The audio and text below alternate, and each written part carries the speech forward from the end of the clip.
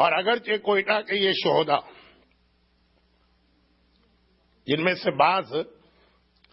جن کا تعلق پاکستان کے دوسرے علاقوں سے تھا اور ان کی میتیں ان کے اپنے علاقوں میں لے جائی گئی تھیں اور وہ وہاں دفن کیے گئے تھے، لیکن یہ 86 شہدا شہیدان راہ خدا ہیں، اور شہیدان راہ خدا کے حوالے سے ہمارے یہاں نماز ہدیہ قبر یا ہدیہ میت یا وحشت کا رواج نہیں، نماز وحشت۔ لیکن بہرحال حکم اسلامی اور وہ جو مستحب عمل ان کے لیے بھی ہے۔ اگر آپ کو آج کی رات کسی وقت بھی یہ شہداء کوئٹہ اس طرح یاد رہیں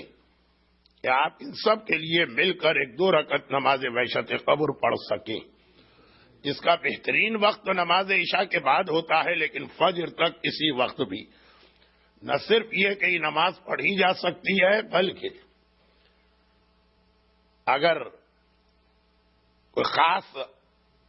ڈرائیونگ کا رسک نہ ہو تو یہ نماز بھی سنت نماز ہونے کی بنا پر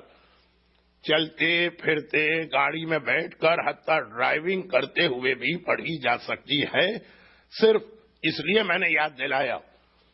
وضو ضروری ہے، باتیں نہ کی جائے نماز کے دوران، صرف اس لیے یاد دلایا کہ ہو سکتا ہے کہ بعض افراد کا گھر یہاں سے اتنے فاصلے پر ہو کہ وہ گھر پہنچنے تک گاڑی میں بیٹھے بیٹھے ہی اس عمل کو انجام دے سکیں۔ شہداء کوئٹہ